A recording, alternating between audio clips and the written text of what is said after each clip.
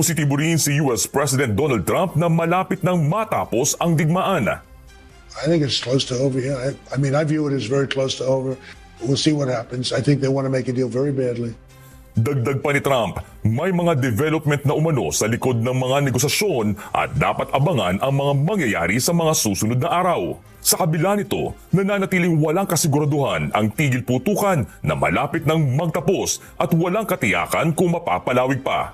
Ayon sa US, patuloy ang kanilang diplomatikong pagsisikap upang makabuo ng isang mas malawak na kasunduan, kabilang ang pagpigil sa Iran na makabuo ng nuclear weapon. Patuloy ang pag-uusap sa pamamagitan ng mga back channel at mga mediator na nagpapakita na hindi pa sarado ang negosasyon. Sa kabila ng mga hamon, umaasa mga bansa na ang mga susunod na pag-uusap ay magbubunga ng konkretong kasunduan na tatapos sa digmaan sa gitnang silangan. Sa panig ng Iran, tiniyak ng kanilang foreign ministry na patuloy ang pagpapalitan ng mensahe sa United States sa pamamagitan ng Pakistan.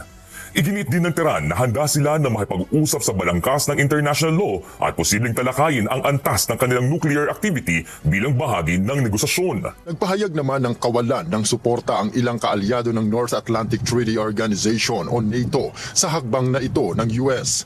Kabilang sa mga tumanggi ang United Kingdom kung saan deretsahang inihayag ni Prime Minister Keir Starmer na hindi sila kasali sa blockade.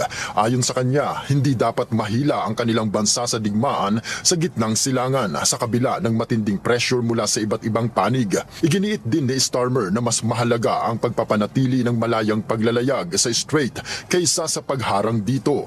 Sumunod naman ang France na nagpahayag din ng pagtutol at sa halip ay nagmungkahi ng isang multinational mission na magtitigil sa labanan at magbubukas ng daan para sa mga barko. Ayon kay French President Emmanuel Macron, ang misyon ay dapat manatiling defensive at hindi kasama sa anumang labanan. Ilan pang bansa sa Europe ang nagpahayag ng pag-aalinlangan at sinabing handa lamang silang tumulong kung may matibay na kasunduan at tigil putukan sa Iran. Sa panig naman ng Turkiye, nanawagan si Foreign Minister Hakan Fidan na dapat buksan ang Strait of Hormuz sa pamamagitan ng diplomasya at hindi ng militar na aksyon. Ayon sa kanya, magiging komplikado ang pagbuo ng isang international force sa rehiyon at mas mainam na solusyon ang negosasyon. Sa kabila ng pagtutol ng ilang bansa, suportado naman ng Israel ang hakbang ng United States. Ayon kay Prime Minister Benjamin Netanyahu, patuloy ang kanilang koordinasyon sa US at suportado nila ang matibay na paninindigan ng Washington. Giit ni Netanyahu, mahalaga ang blockade upang mahadlangan ang pagpupondo ng Iran sa mga kaalyado nitong grupo sa rehiyon. Ngunit sa kabila ng mga layunin nito, malaki ang posibleng epekto ng blockade sa buong mundo. Matatandaan na halos 20% ng supply ng langis sa buong daigdig ang dumadaan sa Strait of Hormuz. Dahil dito, agad na tumaas ang presyo ng langis sa mahigit $100 kada bariles mula sa halos $70 bago ang digmaan. Hindi lamang enerhiya ang apektado, kundi pati ang mga produktong umaasa sa langis tulad ng fertilizer na posibleng magpahina sa mga ekonomiya ng iba't ibang bansa. Kabilang sa mga maaaring matinding maapektuhan ang China na umaasa sa malaking bahagi ng supply ng langis na dumadaan sa Hormuz. Dahil sa sitwasyon, nanawagan ang China ng pagpipigil at diplomasya upang maiwasan ang mas malawak na krisis. Airstrikes at pagputok ng missile ay tapos na. Ipinahayag ni US President Donald Trump na may complete and total ceasefire. Pero ang tanong ng mundo, totoo bang natapos na ang lahat o umpisa pa lang ito ng panibagong yugto?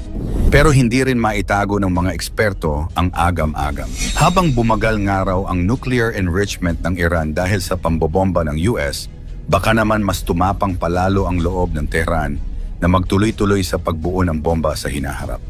Ayon kay Trump, ito ay digmaan na pwedeng tumagal ng taon at wasakin ang buong gitnang silangan. Pero hindi ito nangyari at hinding-hindi mangyayari. Ayon sa White House, si Trump mismo ang tumawag kay Israeli Prime Minister Benjamin Netanyahu para ayusin ang kasunduan. Sa likod ng lahat, may papel din daw ang gobyerno ng Qatar sa pag-broker ng deal. Pero teka, hindi basta-basta sumang-ayon ang Iran. Ang kanilang foreign minister ay nagsabing titigil sila sa opensiba kung titigil din ang Israel. Ibig sabihin, habang tahimik ang iba, ang Iran ay nagiiwan pa rin ng banta, isang babala, na posibleng muling sumiklab ang gulo kung magkamali ang kabilang panig. Bilang bahagi ng military gamble, binomba ng US ang tatlong major nuclear facilities ng Iran: Fordo, Natanz at Isfahan. Gumamit pa ng 30,000-pound bunker busters at Tomahawk missiles. Ayon sa Vice President J.D. Vance, ito ang reset moment ng buong rehiyon. Sa TV, sinabi niyang kung magtatangkang gumawa ulit ng nuclear weapon ang Iran, haharap sila sa isang napakalakas na sandatahang lakas ng Amerika. Lunes din ang maglunsad ng retaliatory missile strike ang Iran sa US base sa Qatar, ang Al Udeid Air Base. Pero sabi ni Trump, 13 sa 14 na missiles ay naharang ng US defense systems. Wala raw nasaktan, wala ding nasawi.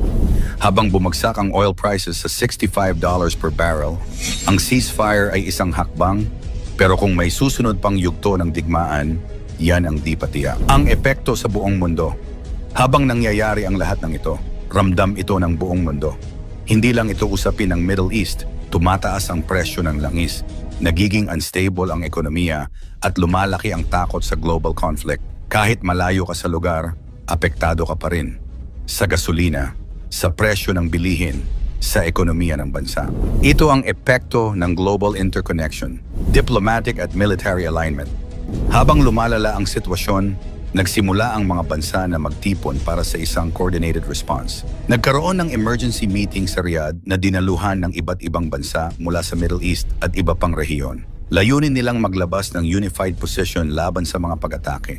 Nagresulta ito sa isang joint statement na kumokondena sa mga aksyon at binibigyang diin ang karapatan ng bawat bansa na ipagtanggol ang sarili. Ito ay isang malinaw na hakbang patungo sa mas malawak na koalisyon.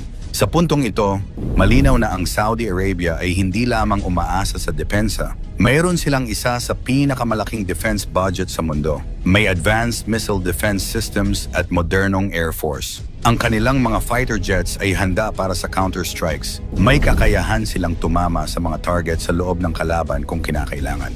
Bukod dito, may mga strategic partnerships sila na maaaring magbigay ng karagdagang suporta kung lalala pa ang sitwasyon. Sa ngayon, ang buong rehiyon ay nasa mataas na alerto. Ang mga energy facilities ay target, ang mga lungsod ay nasa panganib, ang mga bansa ay naghahanda. Ang tanong ngayon, hanggang saan ito aabot? Maiiwasan pa ba ang isang mas malaking digmaan o ito na ang simula ng isang bagong yugto ng conflict sa Middle East? At kung mangyari iyon, handa ba ang mundo sa magiging epekto nito? Ang mundo ay nakamasid. At habang tumatagal, lalo lamang tumitindi ang tensyon. Isang maling hakbang na lang, pwedeng magbago ang lahat. At sa gitna ng lahat ng ito, isang tanong ang nananatili. Ito na ba ang simula ng isang mas malaking digmaan? Ano sa tingin mo? Ikomento mo sa ibaba.